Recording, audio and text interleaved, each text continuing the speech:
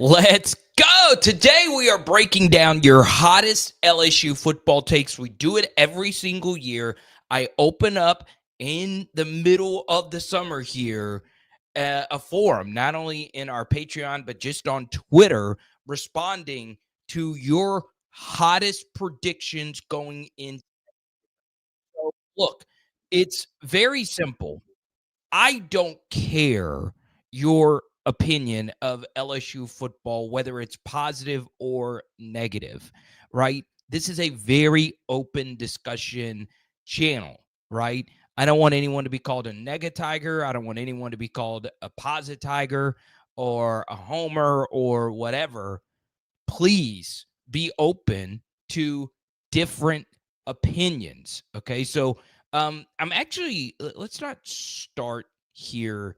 Let's go to the very beginning from yesterday.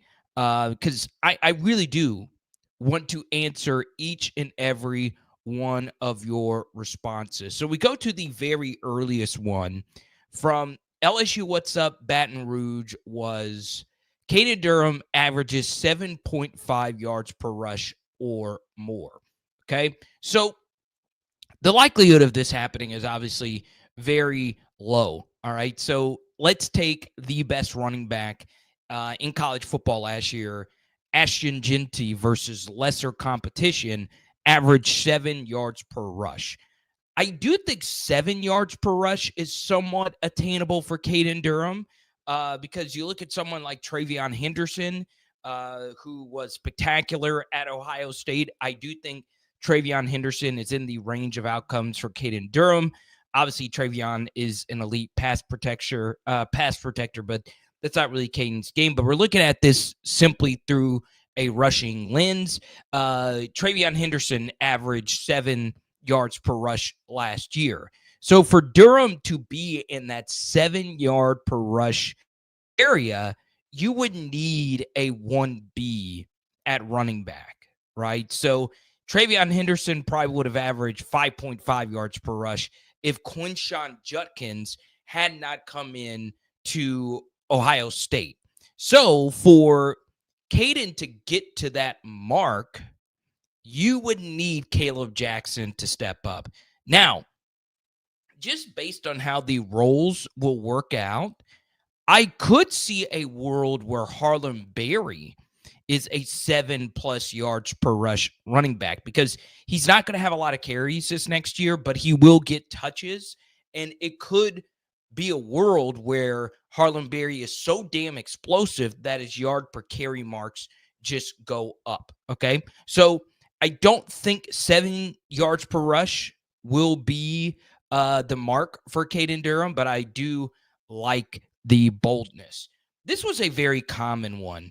Top 25 defense in the country, says LA Astros, Louisiana Astros. So, look, as far as that is concerned,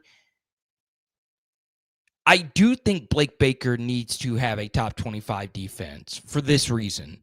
Number one, from a general manager standpoint, you look at the best teams in the NFL, and let's face it, college football is the NFL now. Not quite apples to apples because the NFL has a salary cap, but in theory, you do have a cap on how much theoretical money you could spend. The best teams in the NFL spend their money on offense. They don't spend as much on defense. You look at how our NIL was spread out this offseason, we went out and bought way more defensive players than offensive players.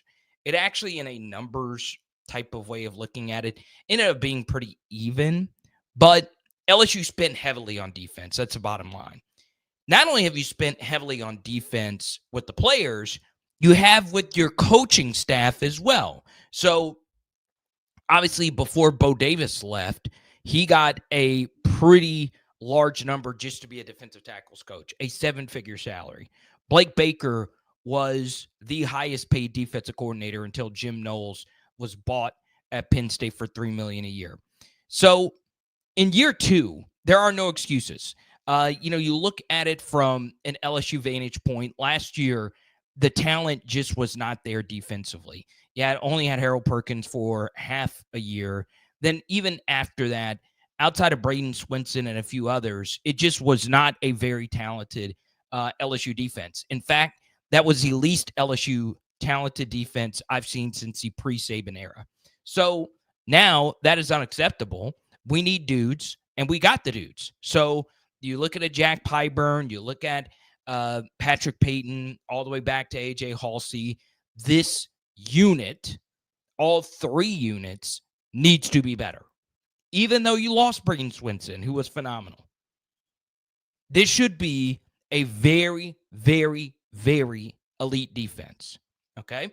So we keep things moving. This offense breaks all of 2019 records. Okay, you're going to see this one quite a few times. All right, we'll keep it moving here. Same thing here, better than 2019, this LSU offense.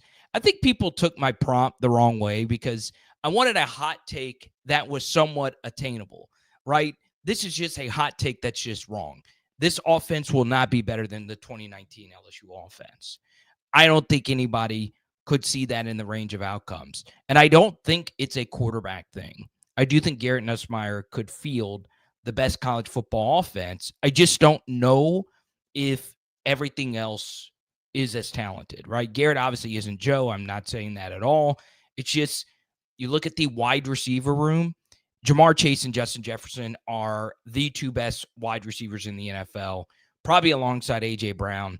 You don't have that this year. You do have very good, and we'll get to some of these hot takes with Chris Hilton here pretty soon.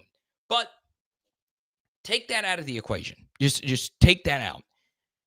The single most important position in college football is the offensive line. And when you have to replace 4 out of 5 starters, you're just not going to get it done. And then, of course, you have the Joe Sloan aspect of it. Joe Brady has been one of the more efficient offensive coordinators in the NFL with the Buffalo Bills. Some of that is just Josh Allen, but he's been really good. And you don't have Steve Ensminger anymore. So I understand it's fun to compare things to 2019. And then, with Jaden Daniels, 2023, the second year of Garrett Nussmeier, who has more hype than Jaden or Joe going into this next year as a first-year starter. But better than 2019, obviously, that is a scorching hot take. All right. Let's take both of these here from Tyler and Game Day Stripes, and we'll take a few from the comment section as well. What's up, Sam? I know Sam's got a few hot ones that he wants to get off here. Tony the Tiger, good to see you. Let's go to Blanche, who follows up on something we said yesterday. That is the least talented team since the pre-Saban era. When I'm honest with myself, I have to admit that LSU did a pretty good job with that talentless team last year. I wouldn't call them talentless, but in terms of raw talent, their record was about where they should have been. Okay. We say out of Skipper, what's up? Tyler says LSU puts all 3 phases together and beats Clemson in a rematch to win the national championship game. Okay, we got a few Clemson ones here, but let's go to Game Day Stripes. I don't know if this is a hot take, but I think they will struggle running the ball more than they did last year. Very, very good response. Okay, so let's talk about running the football. We tend to think of running the football as something you just do, right? Like you have offensive linemen up front. They need to open up holes. Running backs need to run through holes and occasionally break tackles. I don't think of the running game quite like that. The way I view rushing attacks is I think for your rushing offense to be elite, the single most important thing you must do is find a rushing play that you feel your team is really good at. I think that is the single most important thing. Now, why is that? Okay. Well, for one, if you're going to run the football, You need to find one play, whether it's duo, whether it's counter, whether it's inside zone, outside zone, pitch plays, whatever. What is that one run play that is your foundation for your rushing attack? Now, that's not to say that can't evolve, right? But for 2019 LSU, their best rushing play was duo, in my opinion. Now, they ran counter well. They did a lot of different things well, obviously. But duo was their big play. All right. Now, I am not the best reader of duo or inside zone. It's just not something I am elite at. I try to get better at it every day. But even the best are like, hey, I think that was inside zone, duo, whatever. But find that one thing. For me, it is interesting that Alex Atkins comes in, and Alex Atkins is from the counter tree. Okay. That doesn't mean he can only coach counter, but at Florida State, that was their bread and butter, counter run scheme, right? If you want to see the best counter run scheme ever, go look at the 2021 LSU versus Florida Gator tape. That is arguably the best counter teach tape you will ever see. Now, a lot of that had to do with Florida and their defense being terrible, but that's how Ty Davis Price broke a record that's held by Leonard Fournette and Darius Geis, the single game rushing record. It's because of counter. Even Josh Williams, a younger Josh Williams, had a big counter run late in that game. So, I like counter. I do. It's just hard to get good at it unless you just rep it a lot, because I do think it requires a little bit more choreography and chemistry for it to work. Okay. So this is interesting. Nasty Nate, or Nate for short. He says the expectations this year are much higher than what they were leading into 2019. Okay. I don't know if I fully agree with that. I think there's a difference between expectations and pressure. I do think Ed Orgeron was under a lot of pressure, but not nearly as much as Brian Kelly is under going into this next year. So I would say it's about even as far as expectations and pressure, but maybe I'm just totally wrong on that. You guys feel free to correct me if I'm wrong. Okay, let's go to Show Enough. This is one of our patrons as well. He dropped this in our exclusive Patreon chat. Year 2, Joe Sloan gets the LSU offense back into top 5 rushing in the SEC. All right. So we obviously talked quite a bit about the rushing game. We've talked about the counter and all of it. But it is true Joe Sloan needs to be better. And if Joe Sloan is watching right now, Jordan Show Enough is your biggest fan, because most of the comments and the responses I received weren't glowingly reviews of Joe Sloan. Al Bloodworth says Nuss wins a Heisman. Yeah, let's roll with that. I believe it. I could see it. Definitely so. I do think week 1 could very much decide the Heisman Trophy, because Nuss and Kate Klubnik will be the two biggest favorites going into next year. I do think a lot of Arch Manning public money will come in, but I do think Garrett Nussmeier will indeed win the Heisman. Why not? So this one was bold right here from Crazy Cajun Dave. Trey Green gets 14 receiving touchdowns this season. Okay.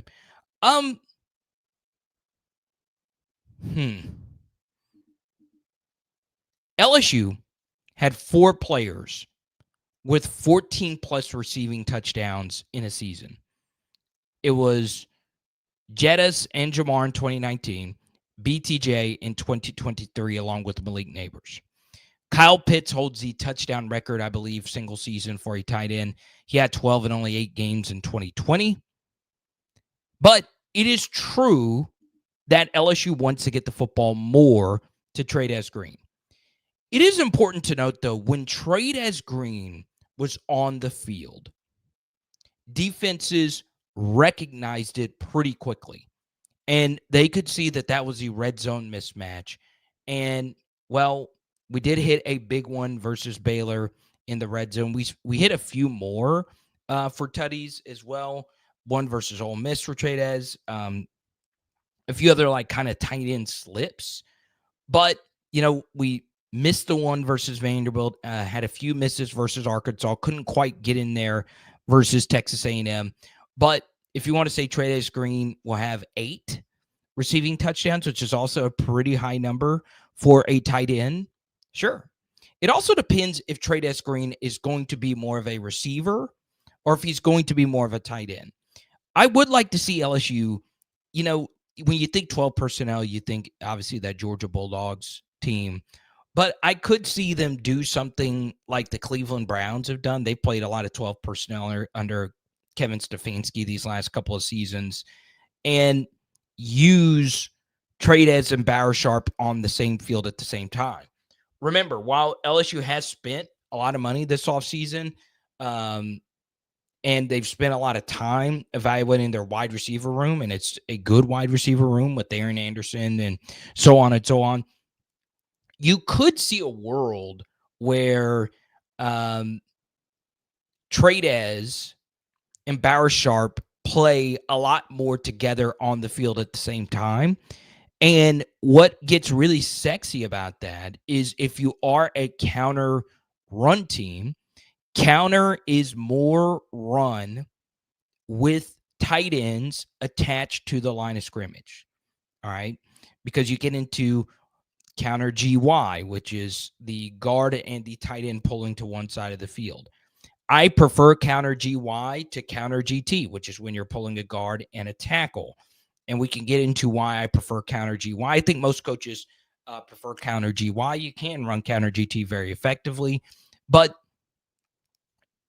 Barry Sharp did a lot of lead pulling last year for Oklahoma, and he had varying degrees of success as the lead or one of the blockers on a pull counter read last year for Oklahoma. Okay. Let's go to Sam, who's dropping a few hot ones here. And we'll get back to I'm going through every single Twitter hot take tonight. And we'll talk some LSU baseball a little bit later.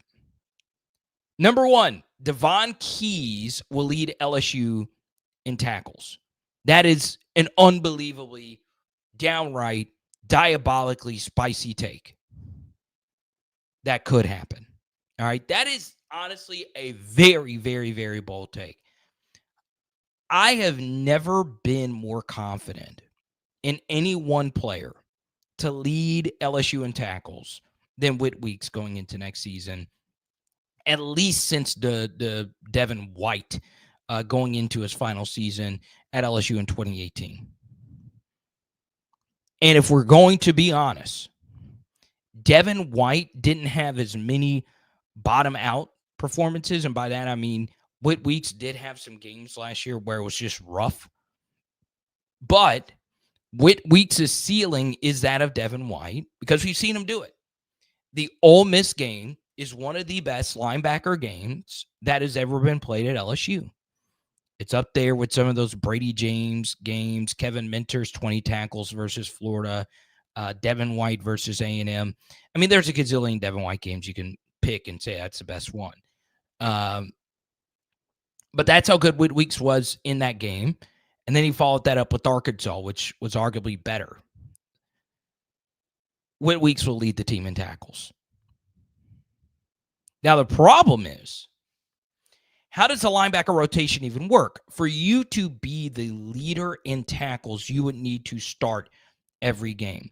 Now, if you want to say that the most common linebacker pairing we have next year is Whit Weeks and Devon Keys, you're probably right about that. I would agree with that.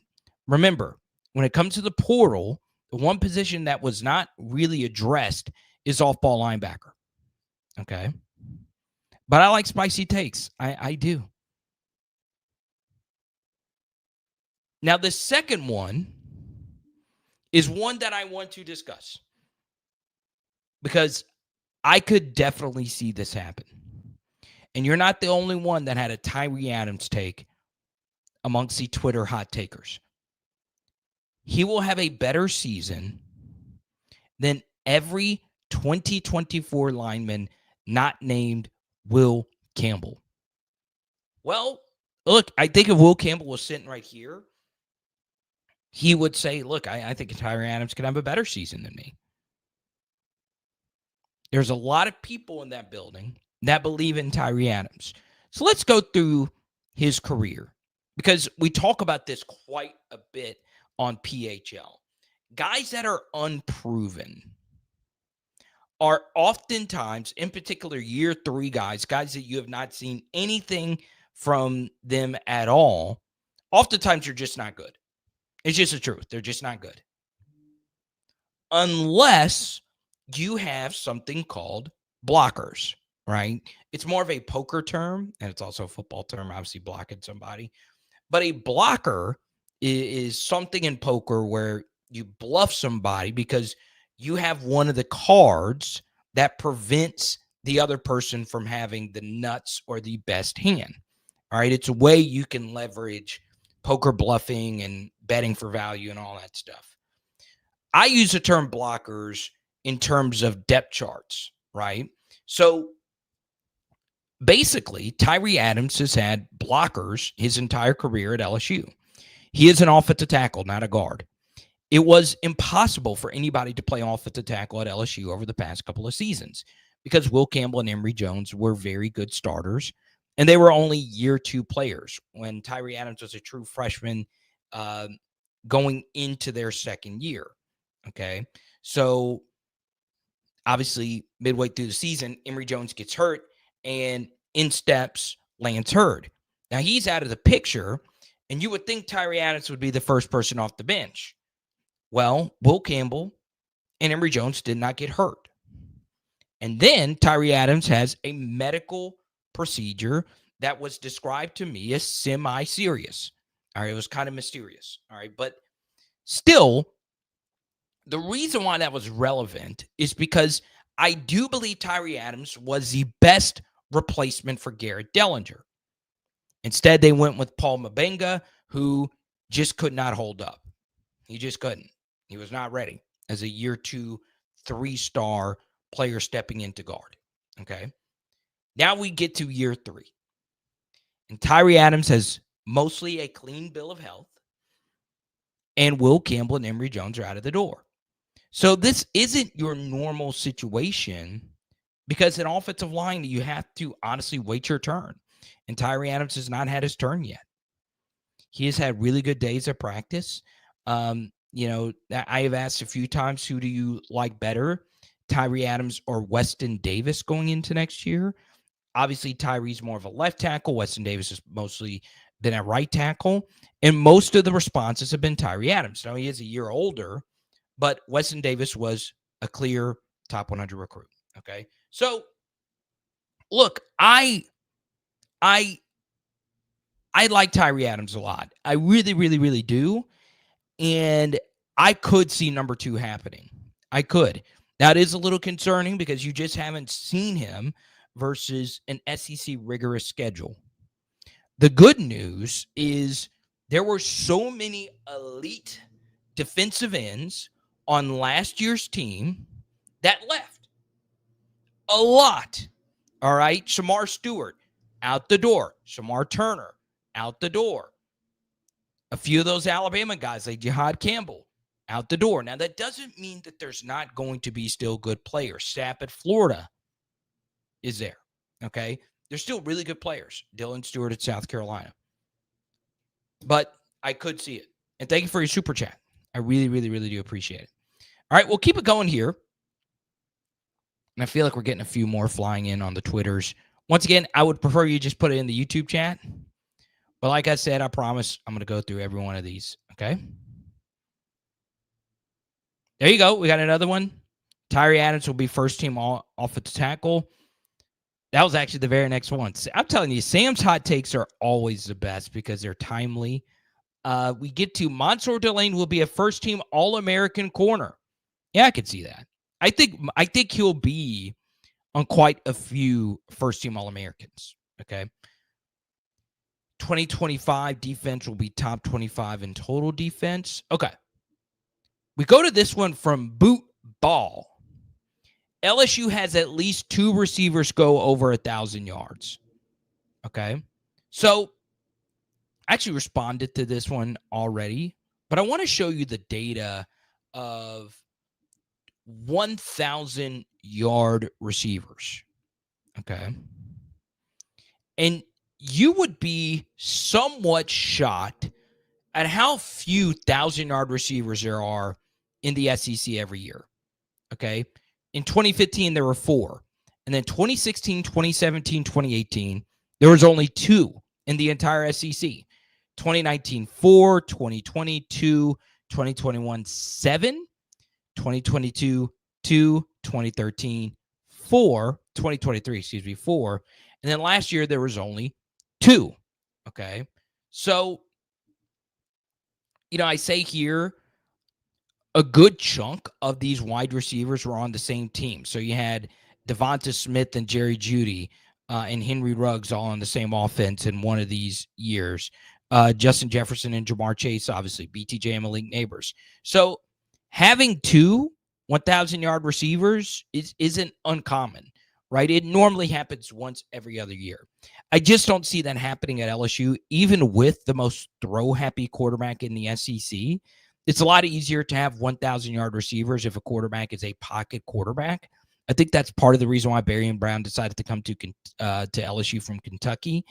I just don't think Chris Hilton and Aaron Anderson in particular are the alpha type of players that will separate enough from Barry and Brown, Trey Green, Bowers Sharp, Xavier Thomas, Caden Durham, Nick Anderson, and if you are a Kyle Parker believer, he's in that mix as well. Destin Hill also has some believers in that building, even though, injuries has been a big part of his career. But I do think LSU will have at least one 1,000-yard receiver this year. I do. I don't know who that'll be. Once again, that's sometimes kind of random. So there you go.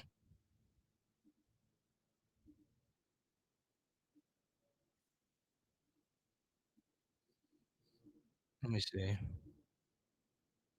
What is something happening with my microphone? I'm sorry. I'll turn it off and just go raw dog right into the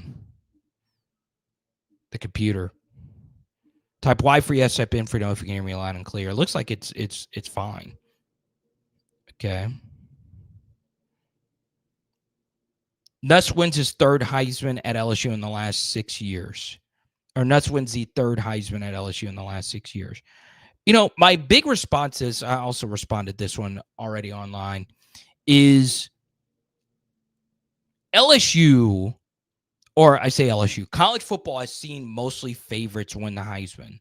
Caleb Williams was top 5 in Heisman odds. Bryce Young was top 5 in Heisman odds. Travis Hunter was 5-ish, but it was plausible. I think most people could see that happening. And then all the others mixed in there were amongst the Heisman favorites as well, including Jaden Daniels. So I don't think Nuss winning a Heisman is necessarily a hot take. Okay. Now, this one is one I actually spent quite a bit of time on discussing yesterday on Twitter. LSU loses another opener to Clemson and then proceeds to run the table and finishes 11-1. Okay.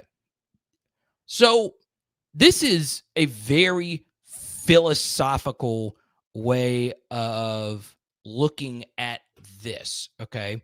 And I feel like it's important to know what SEC coaches are saying behind the scenes. They do not want to play in the SEC championship game, all right? Even though there's still some money and prestige alongside it.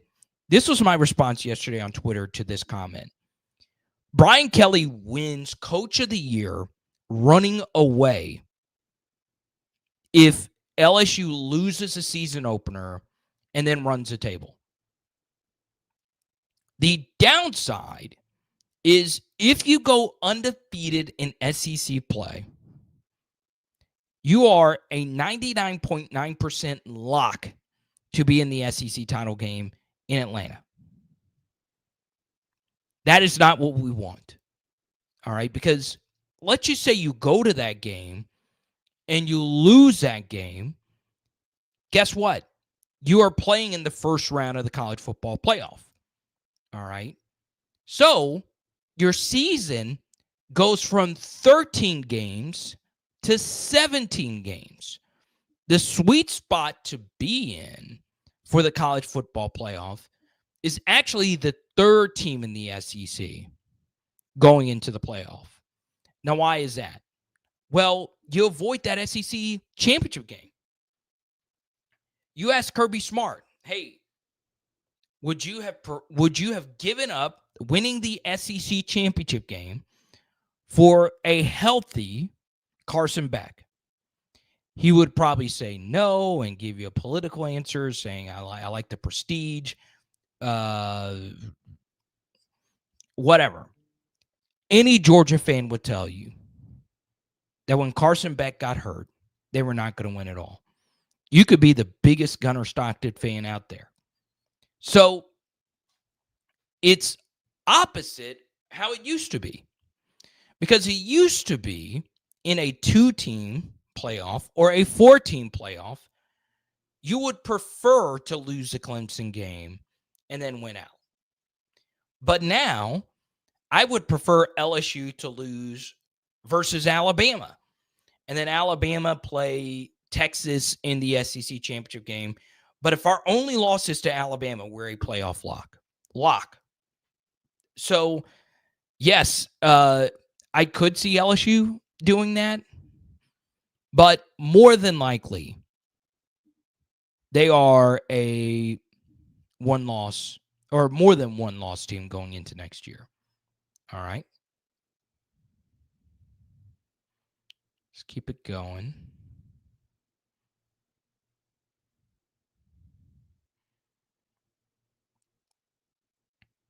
Let's go with John, who's happy SGA won the Heisman. I say the Heisman, the MVP. You get 2 transfer safeties who are elite playmakers and corners. All right. So let's talk about the safety position. This is how I feel the safety position will roll out. All right. I do not think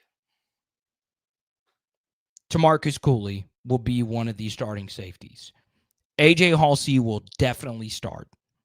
Who is the other safety next to AJ Halsey?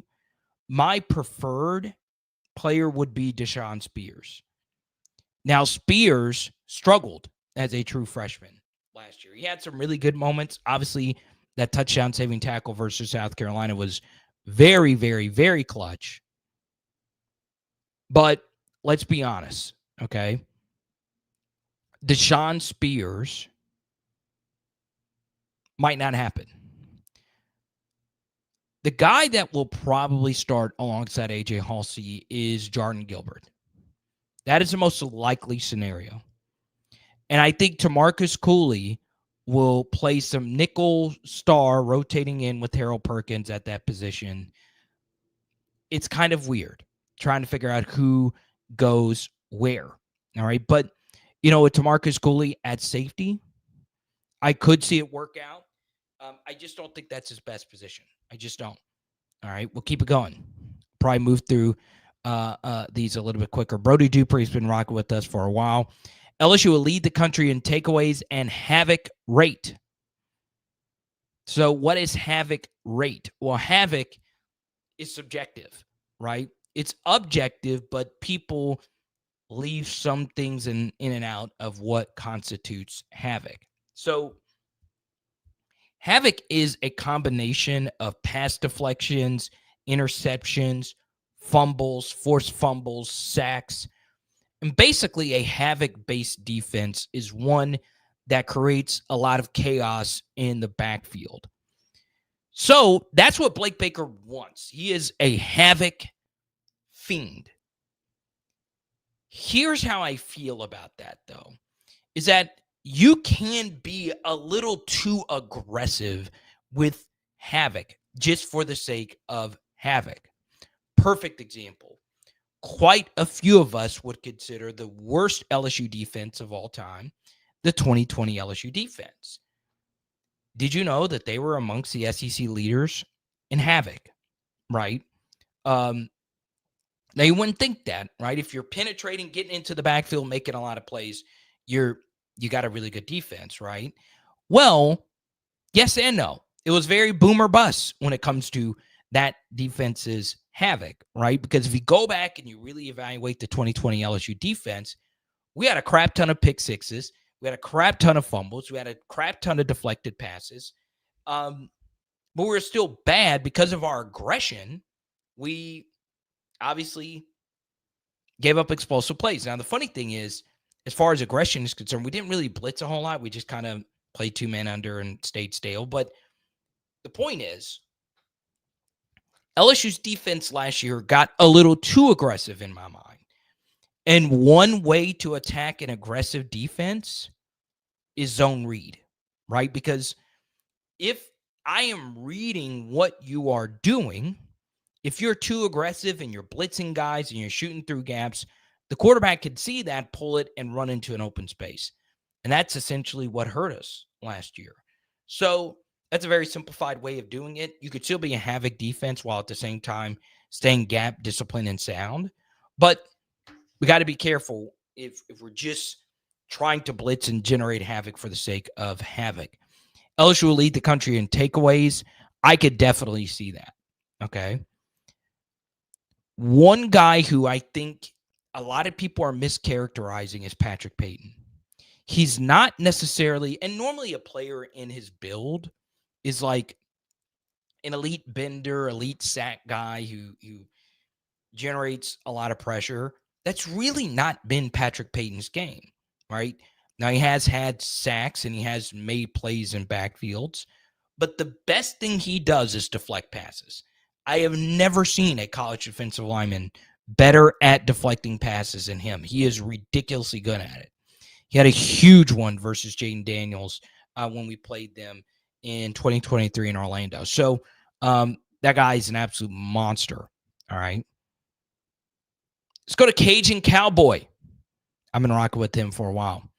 LSU starts the season 1-2. Let's go to Brian. LSU obliterates Clemson 16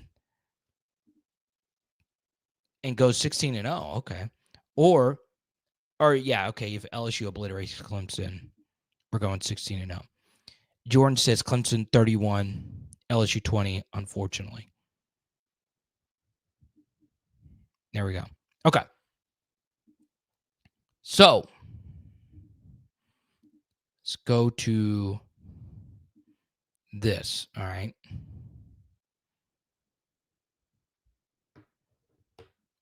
LSU, I think the most likely scenario will start the season 2-1, all right? But there is a little bit of extra context that should be added to LSU's 2-1 start going into next season. Because while it very well could be 2-1, I think 5-0 is more doable than people would like to think. Let's go! On a journey together with Zion Imaging, I want you to see this experience up close. And me as a wedding and event DJ, I watched how everybody had so much fun with Zion Imaging. And a big reason for their success is the team. Yes, Jaron Thomas and his family started this off as a passion project, and they have one simple goal in mind: taking your event to the next level.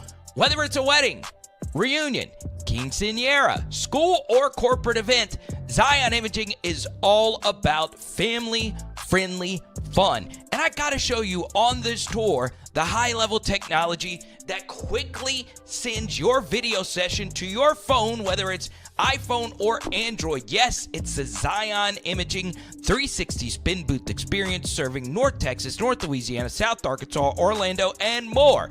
Give us a call, 318-469-4265.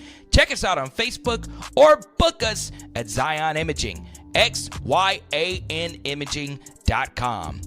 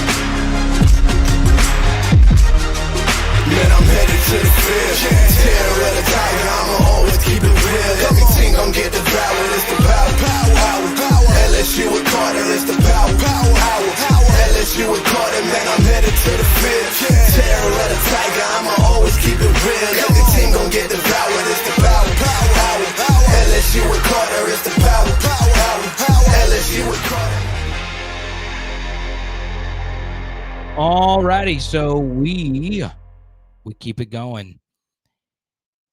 I do think LSU could start 5-0 for this reason. They do not play back-to-back Power 5 teams in the first month of the season. Now, that may not seem like it's a lot, but LSU is in a better spot depth-wise to deal with the rigors of a difficult schedule. But you take a look at this is very doable. All right. It's very, very, very doable. Clemson in the first week. All right. Louisiana Tech, they've been terrible. Florida, you get them at night in Tiger Stadium. Southeastern, back-to-back home games. Then you get a road game at Ole Miss where you played arguably one of the best games in LSU history where you lost, right? But in terms of excitement, that game is up there, right? But 5-0 is definitely more doable. And if you can get by Clemson, you should be feeling pretty good about at least being 4-1. I think LSU's target is to be 4-1 through the first month of the season. But of course, 5-0 is where you want to be. Okay. So we keep it moving. Oh, is pressure in here? I like it. Let's go to Caleb. He says LSU's toughest game of the season will be week 3 against Florida. I could see it. I mean, Florida could be the best team on LSU schedule next year. You know, Alabama is what everyone points to, and by blue chip ratio, they're definitely the best. But honestly, Clemson's the best team on LSU schedule. They just are. All right. Let's keep it going to New Keezy. We also beat A&M on the road and Florida at home, but we lose to Arkansas and OU on the season. Arkansas, okay? One thing of note regarding Arkansas, that will be the only home 11 a.m. game LSU plays all season. That was confirmed today. So all the start times are actually confirmed today. We'll talk a little bit more about that tomorrow because it wasn't confirmed. The only thing that is for certain is LSU versus Arkansas in Tiger Stadium will be an 11 a.m. or noon kickoff. Sherry Berry says she is nervous about the Clemson game. You should be. Okay. Samaje says if LSU wins week 1, we're going 12-0.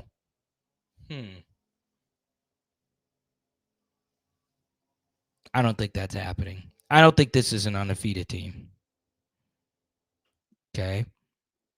Jaden Daniels has the same odds as Garrett Nussmeier to win the Heisman, and he is betting it again. Okay, very nice. Let's keep it moving. All right. LSU had the best defense in the SEC.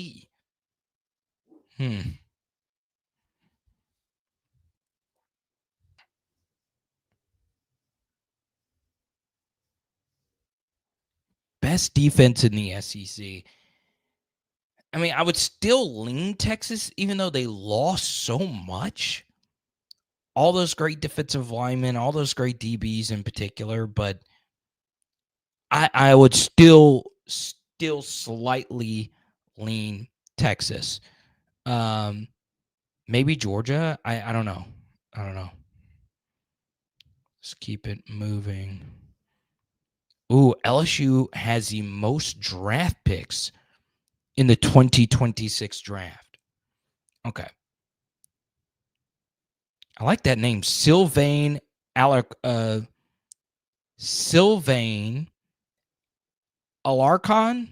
Alarcon. I like that. So, who will for sure be drafted in the 2026 NFL draft? Garrett Nussmeier near 100%. Mansour Delane near 100%.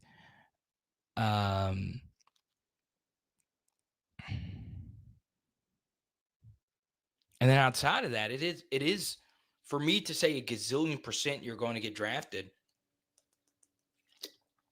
It's hard. It gets a little harder. Chris Hilton will for sure get drafted. Aaron Anderson will probably get drafted as well.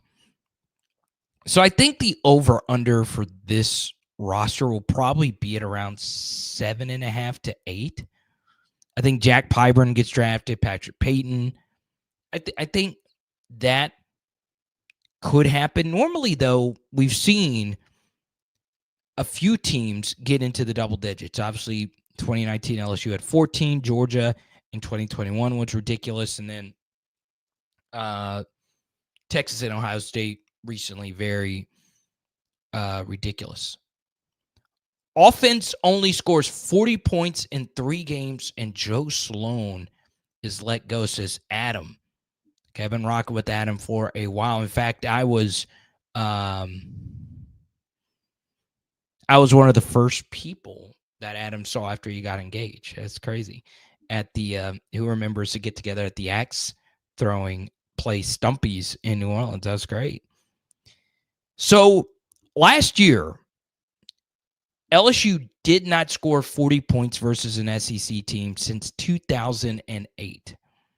It is a little misleading, though, because LSU did score 34-plus points versus 4 Power 4 teams, and they did get 40-plus versus Baylor. But I don't know why 40 points was the cutoff.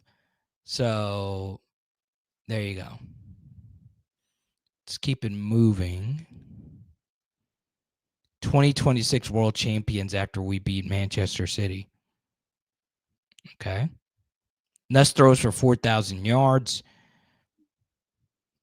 I think that does happen. Let's go to Jared. Harold Perkins will get 8 sacks and Whit Weeks will get 6. It's a pretty high number. 8 sacks and 6 sacks. Harold Perkins getting 8 sacks. I think Braden Swinson finished the year with 8.5. Reminder, there's not been a double-digit sack guy in the past 20 years of LSU football outside of Arden Key. It sounds wild, but it's indeed true. Braden Swinson finished with 8.5 sacks last year. That is a little bit different. We played a lot of mobile quarterbacks.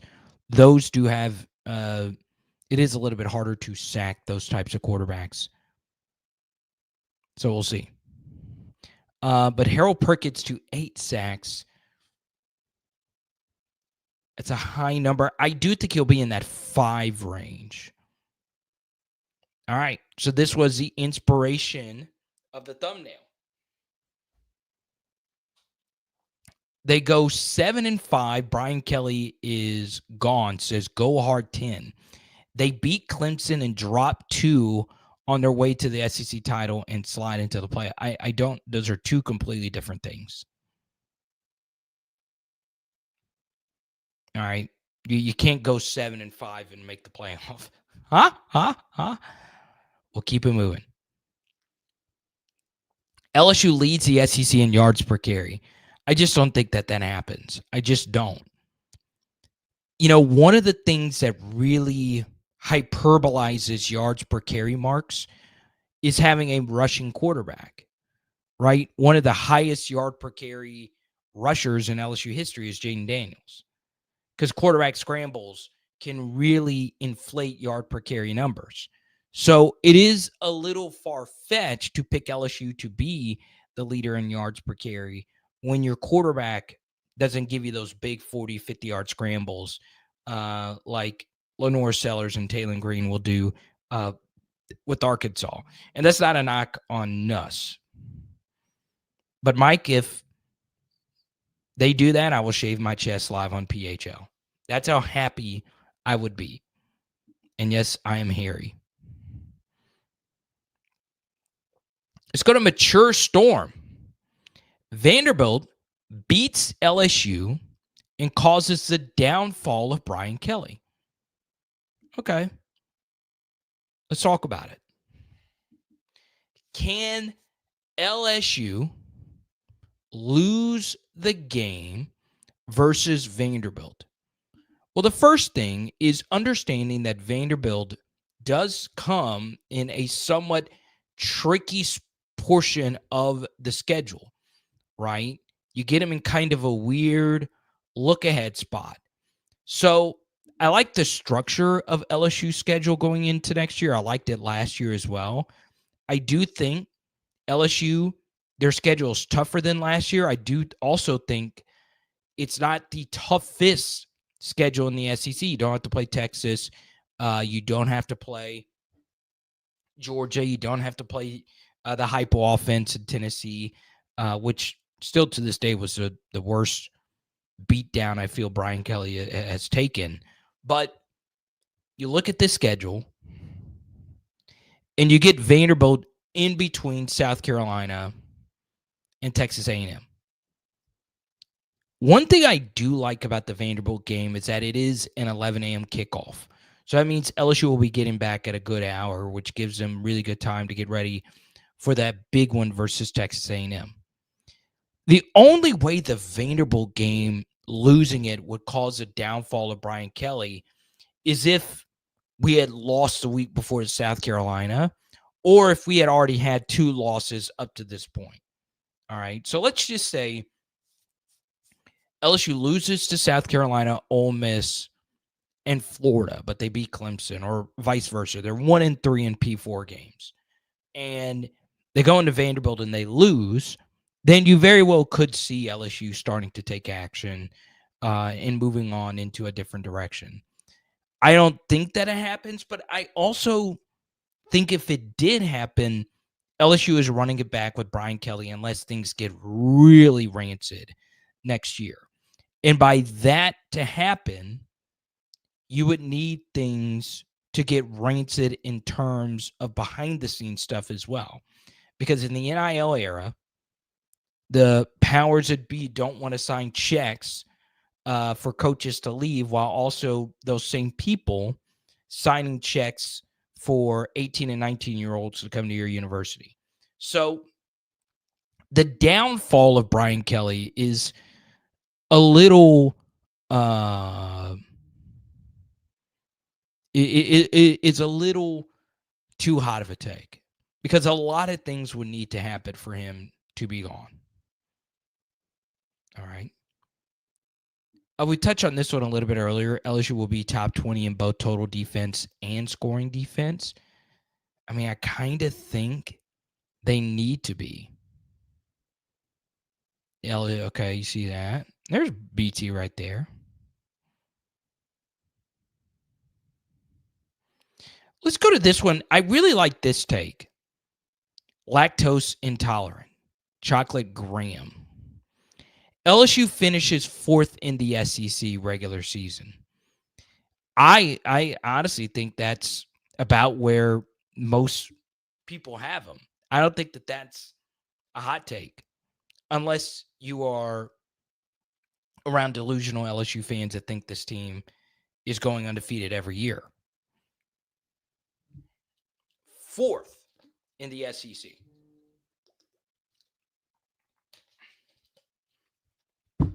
Honestly, the best spot to be is 3rd. You're 3rd in the SEC. You avoid the SEC championship game, and you're likely hosting a first-round playoff game. Now, last year, the 3rd SEC team barely missed out on hosting a playoff game, and that was Tennessee. Okay.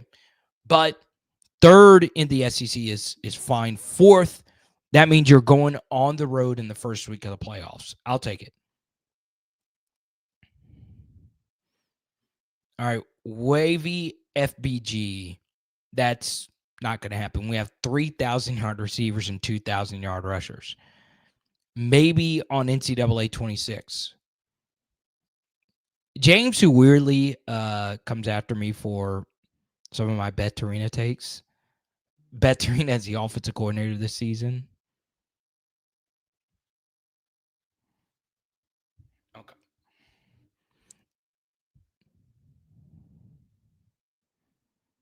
Let's go to Julie, who says Garrett Nussmeier needs to run more.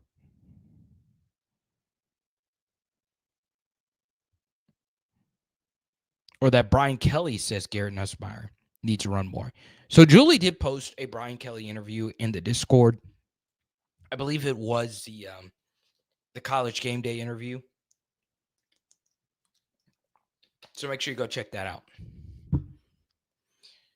Barrett is coming in really, really, really hot. All right, this is a scorcher. The new O-line makes the overhyped offensive line of last year look soft. All right. So I think this is very disrespectful. Here's my problem with this take. Big problem with this take. And I understand I have defended a lot of the struggles of the LSU offensive line. But you take a look at the starting 5 LSU offensive line last year. It doesn't matter if you look at PFF grade or if you actually watch the games yourself. The worst offensive lineman from that group is the only one that's returning to next year's offensive line. And that, of course, is DJ Chester. Now, I have been very critical of DJ Chester on this channel. Not because of him, though, but because of the situation. Play calling needs to get better. There's a lot of things that need to get better for this offensive line to get better. Okay? But let's be honest. And I want you to be as honest as you possibly can. Emory Jones had a tough year last year. Miles Frazier had tough moments last year. Gary Dellinger has struggled to stay healthy. So, could this offensive line be better than last year's offensive line? With better play calling and identity, they can. But it's highly unlikely. But I think soft is just a word that gets thrown around in football a little too often. But Barrett, I like the hot take. I like that you came in hot. Justin says you continue to lose the first game of the season, a tradition unlike any other. WizDog16. Ryan says Aaron Anderson wins the Biletnikoff Trophy. I like this one. All right. So you look at most of the Biletnikoff Trophy winners. A lot of them were attached to pocket QBs, or quarterbacks that mostly operated from the pocket. And that, of course, is Garrett Nussmeier. I do think the receiver that is the odds-on favorite to play the most snaps is Aaron Anderson.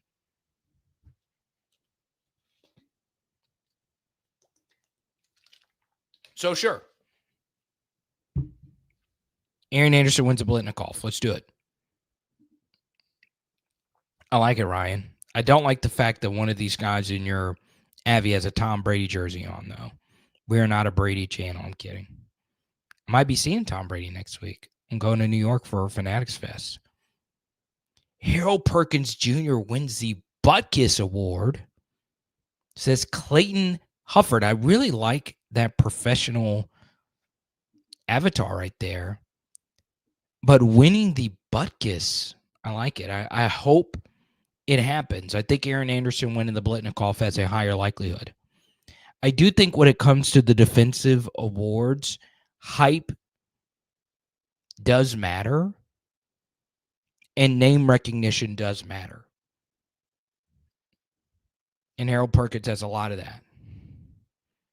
Let's go to Bleeding Purple. Our baseball team is in the World Series. You have all of July and August to ask this question.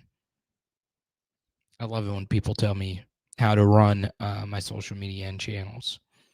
Okay. I'm glad Bleeding Purple, Mr. Pelicutus, whatever the hell that means, let me know that the baseball team is in the World Series.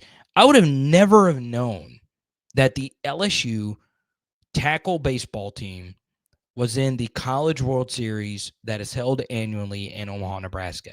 If it wasn't for Bleeding Purple letting me know this, I would have never have known that Jay Johnson would be in his 4th College World Series in the past 8 years. I wouldn't know that if it wasn't for Bleeding Purple. So I appreciate your very welcome addition to this exercise. All right, Patron Berto, we've covered that one pretty extensively. Let's go to Preston here, and if you're a Drewski fan, that is Preston right there.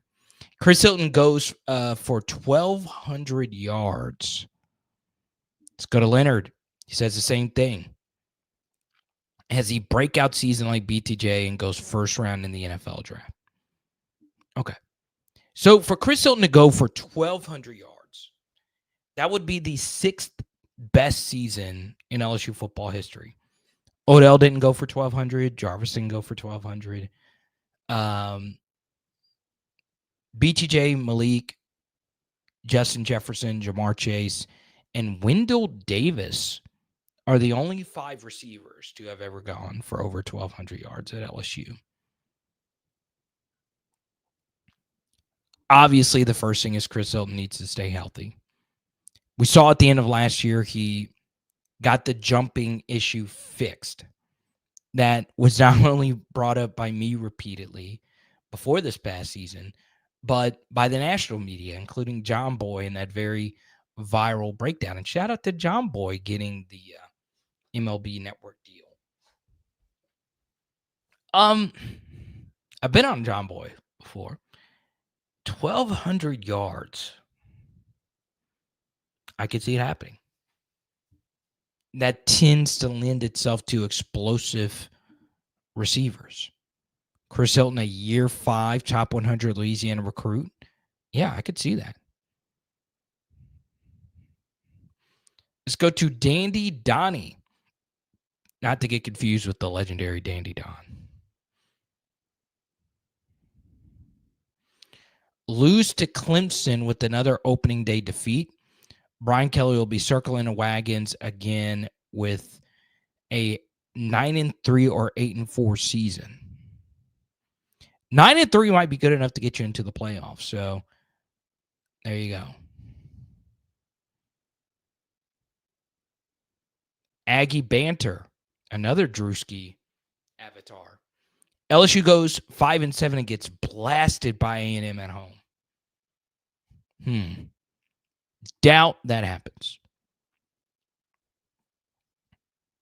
Red Eye Jedi 5 says Brian Kelly actually has his team prepared from all offseason to play Clemson, and LSU wins the opener.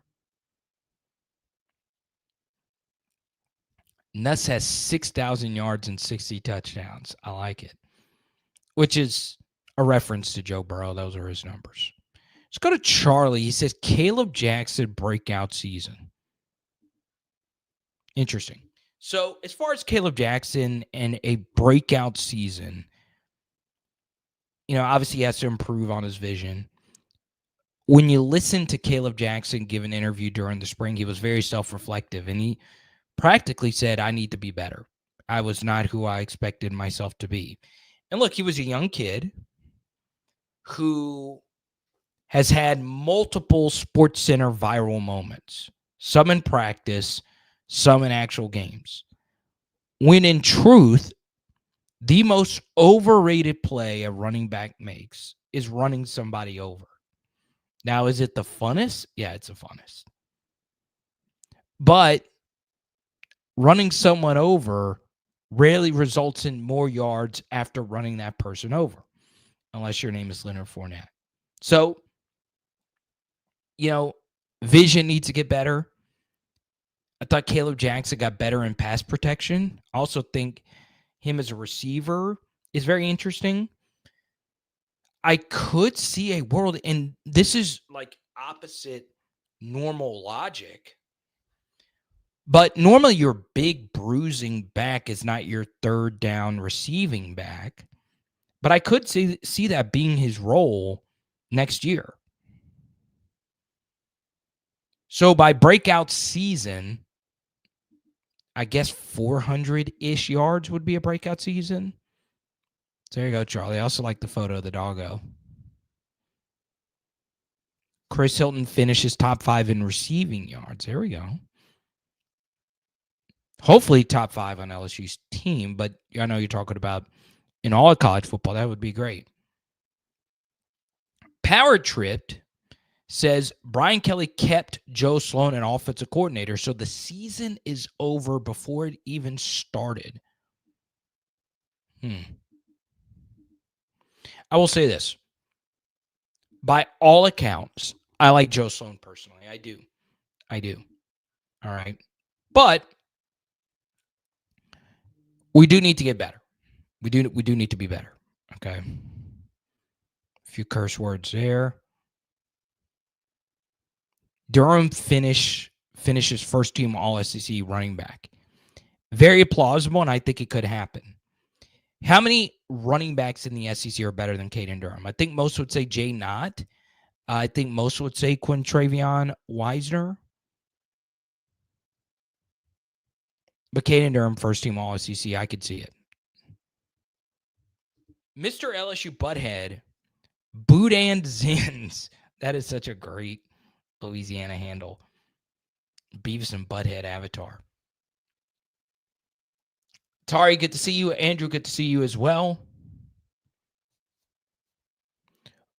We lose 4 games, and Brian Kelly is shown the door. If LSU loses 4 games, Brian Kelly will not be shown the door. Okay? Now, if we get blown out in 4 games, then maybe, but I doubt it. JT Hannon says LSU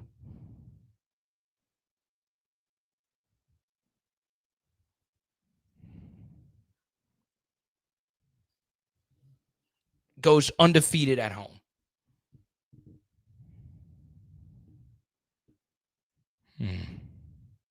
So here's the schedule. Home games versus Louisiana Tech, Florida, Southeastern, South Carolina, Texas A&M, Arkansas, Western Kentucky. I could see it.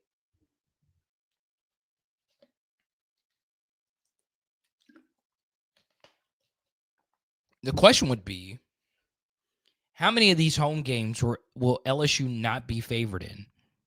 The answer is 0. They're going to be favored in every single one of them, in my humble estimation. Unless they're just a bad team. If they're a bad team, then they'll be underdogs versus South Carolina and A&M. Make It Happen says Juwan Johnson will be LSU's version of Taysom Hill.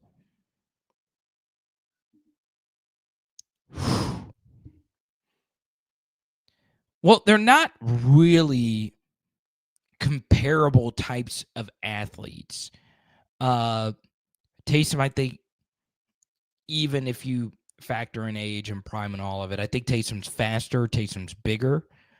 But that doesn't mean Juwan Johnson himself isn't explosive and dangerous with the football in his hands.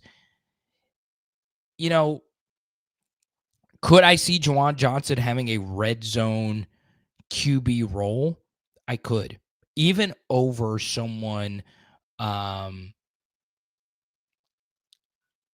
like a Colin Hurley, if you will, or like the transfer from Mississippi State. Why am I forgetting his name? We've done so many breakdowns on him. LSU's version of Taysom Hill. Michael Van Buren, of course.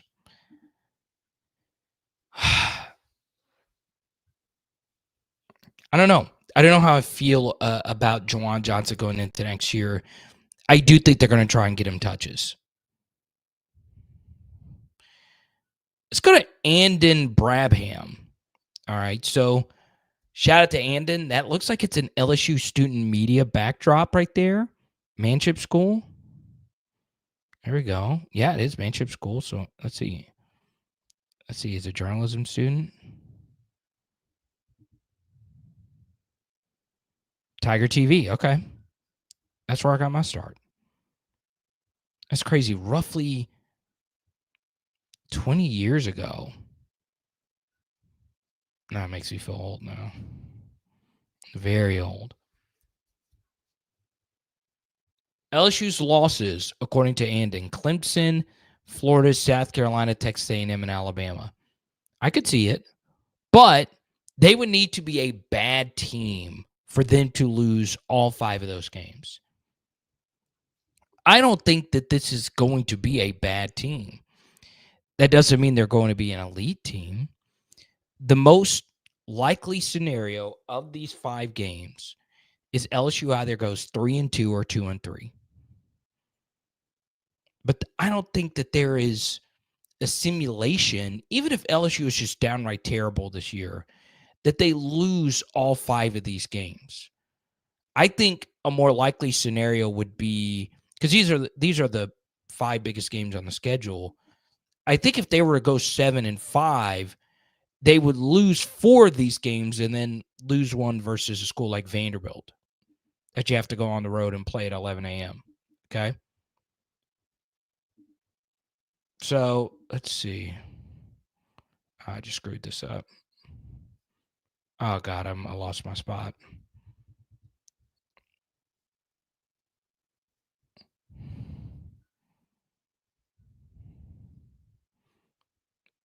We're going to get to all these.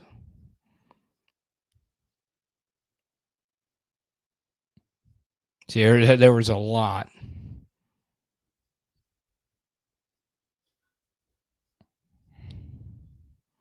I don't care if I got to spend 12 hours on this. I said I would go. I'll take this off for a little bit.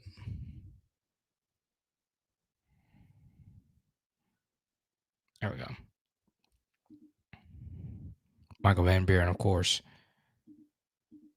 Let's keep it moving. Nuss wins a Heisman. Christian says 2 losses in the first 4 games. Okay. Let's go to D. Lee. One of the DBs, Delane or Pickett, will be in Jim Thorpe contention. The hottest take I've seen is DJ Pickett winning the Jim Thorpe, which would never, I think, go out to a true freshman defensive back. But if it did, that would be arguably the best true freshman season by any defensive player. That is a difficult position to be the best in all of college football in. And remember, the Thorpe, to me, is arguably the hardest of the individual awards to win, because you not only have to beat out corners, you got to beat out safeties, and you got to beat out nickels. So DJ Pickett winning the Thorpe as a true freshman would be arguably the greatest feat, single season feat by any true freshman ever. Easily.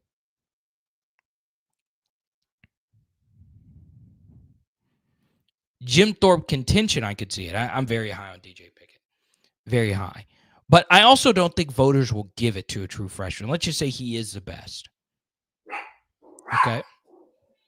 Oh, my dog was under my feet the entire time. Okay, Nick says, this has been very popular. We lose to Clemson in game 1, but we come back to win the Natty. Very, very, very common. LSU losing to Vanderbilt has been very common. Very common.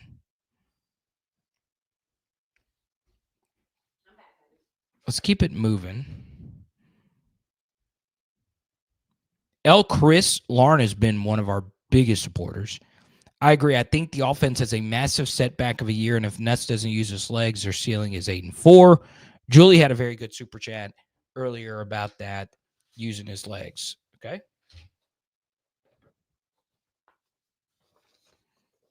Let me look at something really quickly.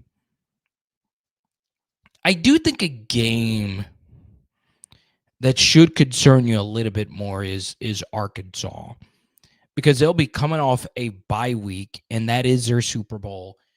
And, that it's just their Super Bowl. I mean, they care the most about that game more than anybody else.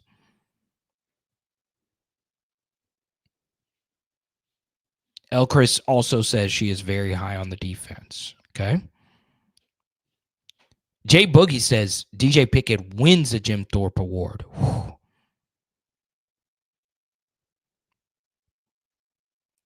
Once again, another person picking Vanderbilt to beat LSU. Insane how many of those we've had. Let's go to Charlie. Unfortunately, the LSU defense will only be marginally better, not crack the top 30, and Blake Baker gets exposed as overrated. I mean, it could happen. I mean, look, what couldn't LSU stop last season? Mobile quarterbacks.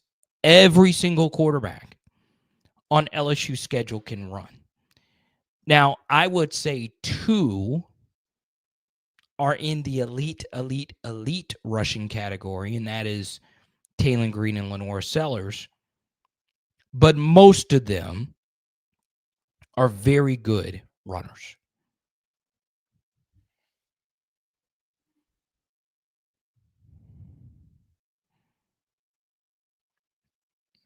Let's keep it moving here. Andrew Devon says 11-1. Bama fan comes in. LSU either wins 10 games or loses 5. Bofa says there will be a streaker at the LSU home opener. Is that going to be you, Bofa? And who is Bofa? Bofa who? Huh?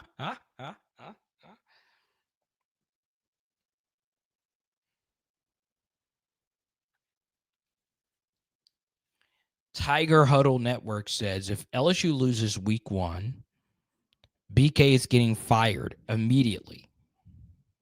And LSU brings in Lane Kiffin. Now, that would be the number one name for a lot of people if the job were to come open, but that's not happening. John Fontenelle says 15-0. I like that. John Fontenelle is also the name of one of my lifelong friends. And actually, ironically, I talked to him on the phone for the first time in years this week. So it's meant to be 15-0. Edges combined for 20-plus sacks this year. It's a pretty high number. But I could see it happening. Okay.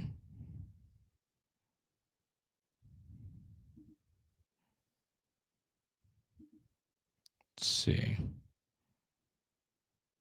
Aaron Anderson ends up leading the team in receiving yards. Okay, don't know if that's a hot take. I think I can get down with that.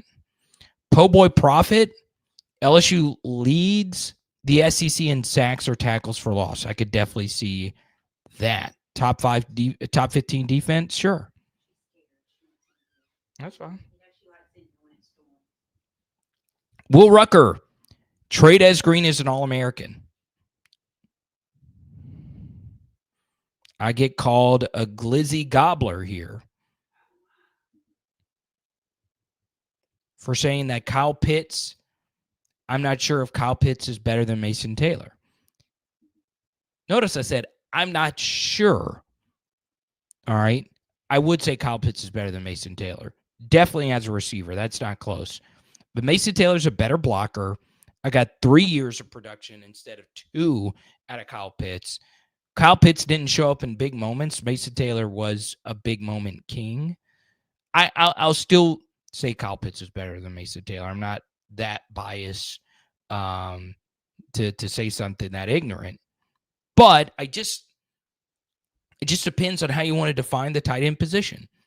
I value blocking as a tight end a little bit more. And I like to separate receiving tight ends from actual tight ends, right?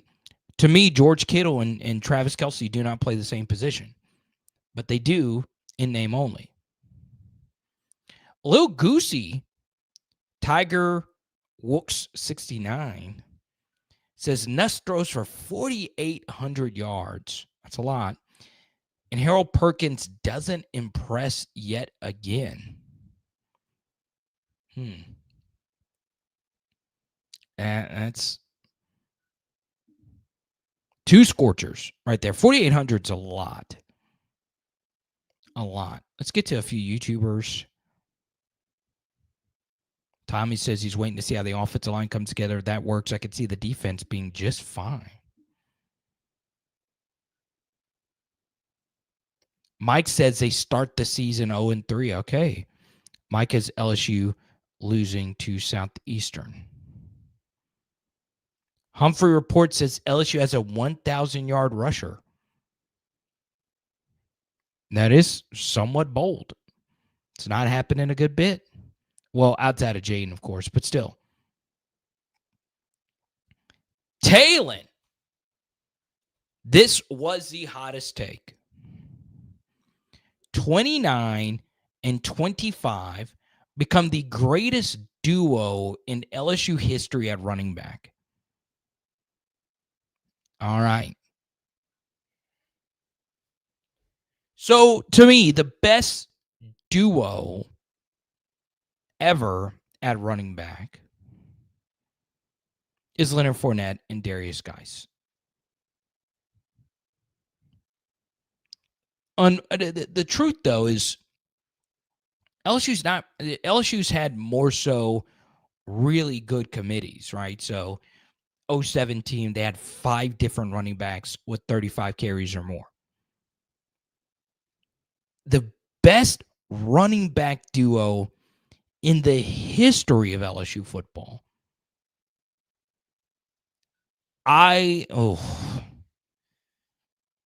Better than Leonard Fournette and Darius Guice. I don't know if I can get there. Greg McElroy, I don't think this is a real Greg McElroy, but he says top 25 defense.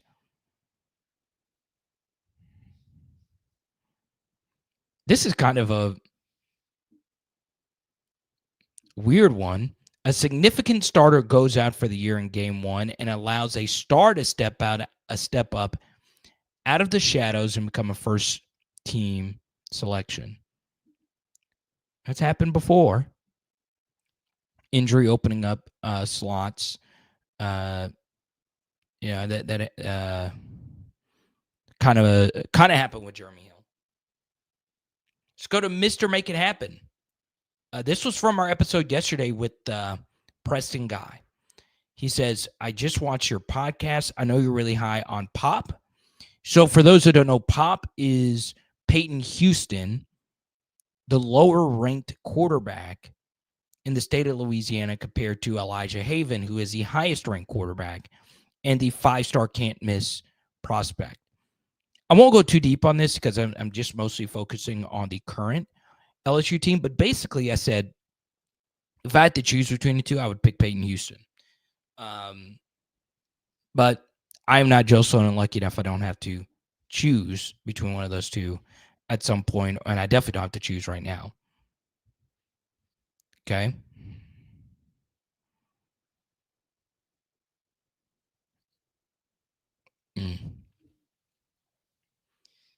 Aaron Anderson has 70-plus catches and 1,000 yards. Nuss throws for 4,700 yards and 45 TDs. Okay. Let's keep it moving here. The Dukes of Hammond says LSU loses to Southeastern. Line the F up. I don't think Beth Torina's walking through that door.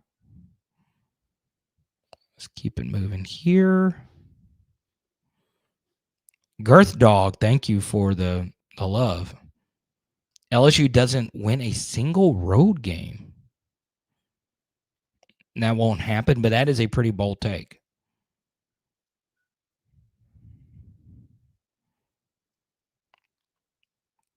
Our front seven is going to be dominant. Kevin, a longtime supporter. Drake says LSU have a top 10 defense. Cody McElroy says second round of the playoffs, playing for the SEC. Let's go to Semper Frosty. Pickett, all SEC, all freshman, most interceptions in the SEC.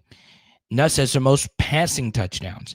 Caden Durham, All-American. Tradus Green, All-SEC. Harold Perkins, All-SEC. Whit Weeks, All-American. Anderson, he didn't specify. I'm guessing he's picking Aaron instead of Nick as the All-American. And Dominic McKinley, All-SEC. Ron says LSU loses to Alabama again. Barnacle Boy says LSU's going 8-4 or worse. 3 1K wide receivers. That's never happened before, I think, ever in college football. The Tiger says quit tinkering with the running back rotation and let the hot running back run the effing ball.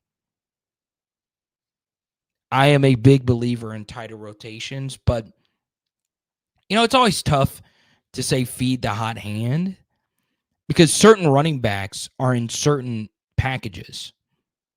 But I do agree. If the hot hand's hot, let him stay hot. Skylar Landry says Brian Kelly gets fired before the season's over. That's not happening. Brady says undefeated in the Natty. I like the Jose Alvarado avatar. Paul says we don't lose an SEC game all year. I hope you're right. Willow says Aaron Anderson wins a Blitnikoff.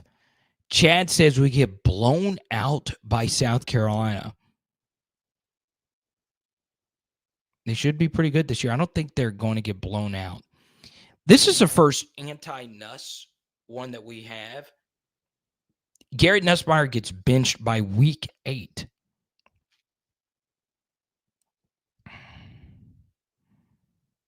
I don't know. Could I see that happen? Yeah, if he's not good. Any quarterback could just fall off, but I just don't see that happening. Okay, Boba, thanks for the love. Coach O says we lose 5 games.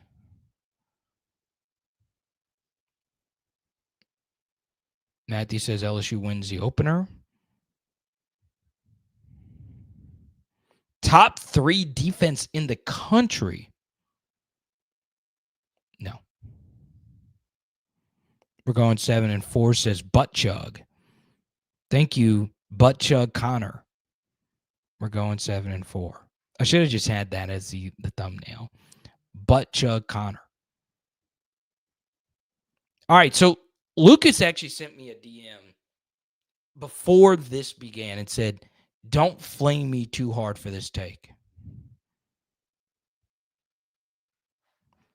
Lucas says Harold Perkins will be an average, maybe barely above average linebacker this year. All right. So that's what Harold Perkins was last year before he got hurt. He was average to above average. The year before was a little trickier because he was playing the new role, had a very elite game versus Missouri. So he wasn't necessarily bad the year before, but he was probably above average the year before as he tried to learn the new role. And then obviously the year before that, when he was healthy, he was arguably the best player in college football. Okay?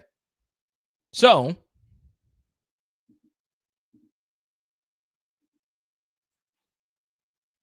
let's see. Do I think Harold Perkins is above average? No. When he's on, he's on.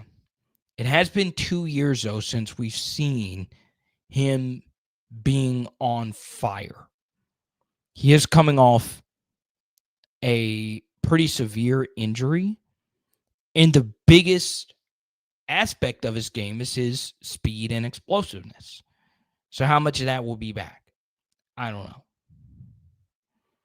What I would say, though, Lucas, and it is of note, neutral observers, those that grind all 22 NFL draft film uh, for their jobs year-round, agrees with you. And on this channel, we do take into account neutral observations. I do think like national publications that don't really look too deeply into things, you'll see Harold Perkins on a lot of all SEC, All-American type of teams. I do think he is better served as a sub-package type of player. I am not sure if an every down role is the best thing for his skill set. He is still to this day the best high school football player I've ever evaluated that has come into LSU since I've been doing grading over the last 5 years. That's how special I thought of him. My only holdback was, where is his role?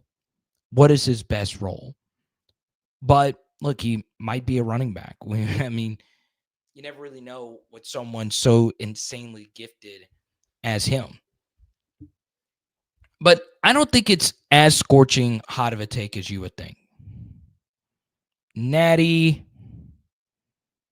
Sean says Nussmeier leads the SEC in touchdown passes. LSU goes 11-1 and loses to Ole Miss, but then beats them in Atlanta. So Joseph is really high on Ole Miss going into next season.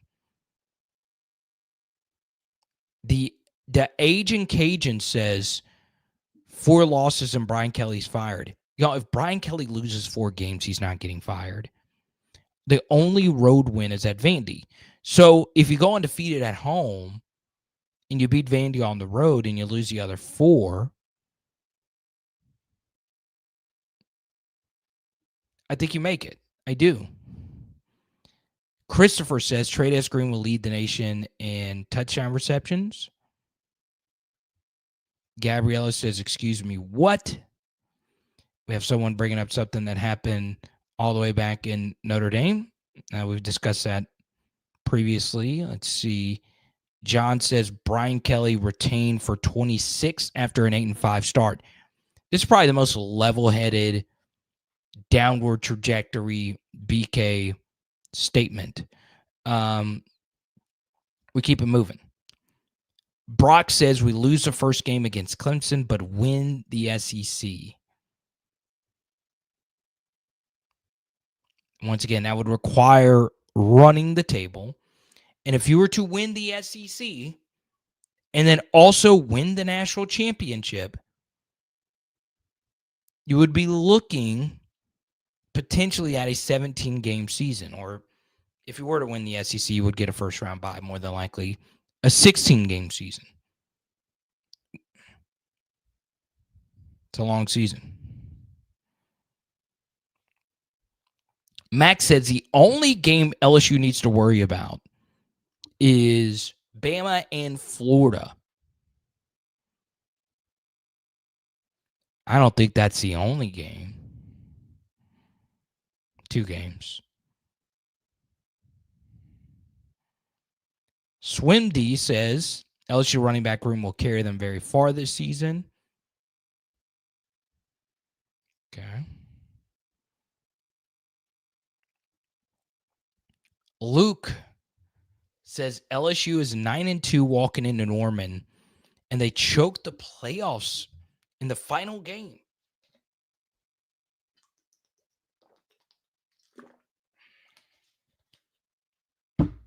I could see it, but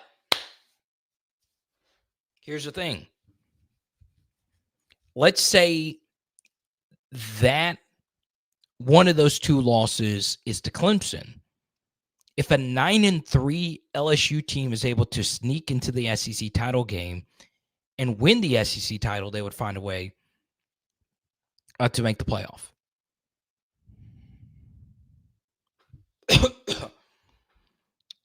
Let's see. LSU top 15 defense.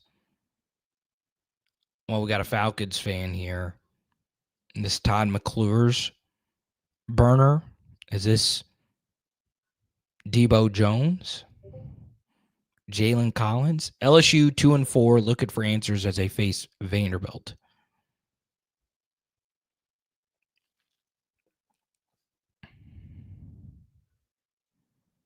Okay, Jordan, thanks for your service.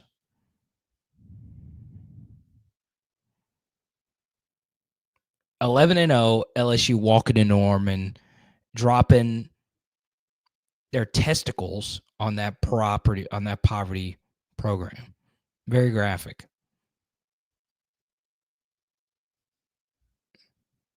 I probably should have cut some of these down, but I said I'd go to everyone. Logan Courtney, I see that. Daniel. LSU beats Oklahoma so bad that the Sooners demand to play someone else for rivalry week, such as Missouri or Arkansas. I like that. I like that attitude. We will not blow Oklahoma out, though. They should be pretty solid. Chocolate Graham says Nuss will not be a Heisman finalist. DLM says Nuss gets benched. Okay. Shout out to Paul and Moses Brett. Charles. What's up, man? Young Charles 23. Oh, God. He's an Arsenal fan. Now I got to skip your comment. Kidding. Beat Bama on the road, but drop one other road game unexpectedly to the other four. Okay. Gabe says undefeated season.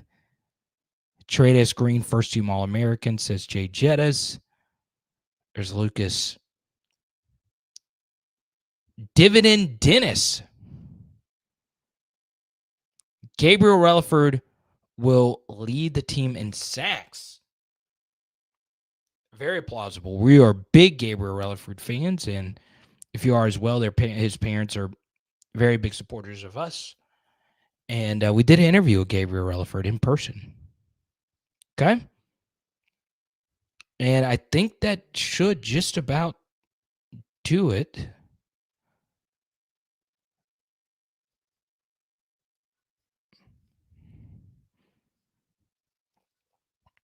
James G. Football says LSU loses to Oklahoma. Oh, he deleted it. There you go. And that's all of them. Okay. Let me see. Check the Discords. Look at this. That's pretty cool. No, I did not receive the job. I'm still open. I don't know why your comments weren't popping up over here crazy with the Cheese Whiz. I think 2011 was a pretty good duo as well. Kenny Hilliard and Alfred Blue. Yeah, but it wasn't a duo.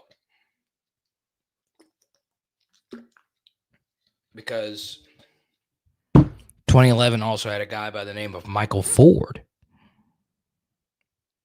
And Spencer Ware, to me, was the best running back in that backfield. So, yeah, they haven't necessarily had duos, per se, like they've had duos at wide receiver.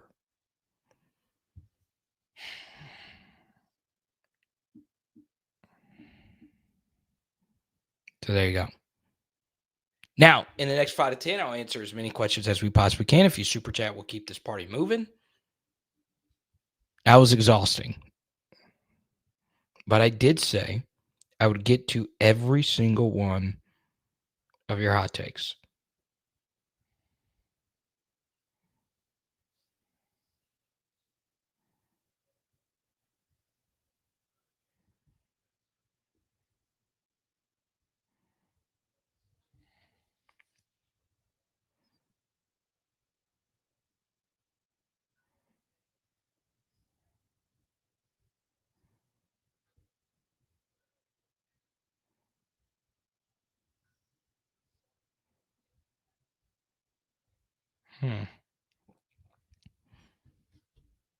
But there we go. I think that'll do it for me. If you have a hot take that we did not get to, or I didn't shout you out on Twitter or in the Discord or Instagram, I actually said I would check the Instagram. I didn't. I'm not good at the gram. I don't have a fat rear end. Actually, I do, but I don't have one that would be in favor of the algorithm. Okay.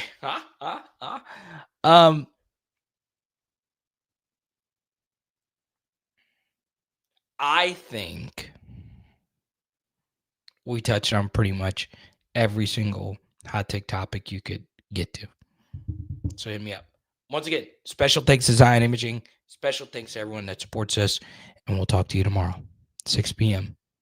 It is Power Hour LSU. Boom. Tonight, we are doing a New York strip. Let's go.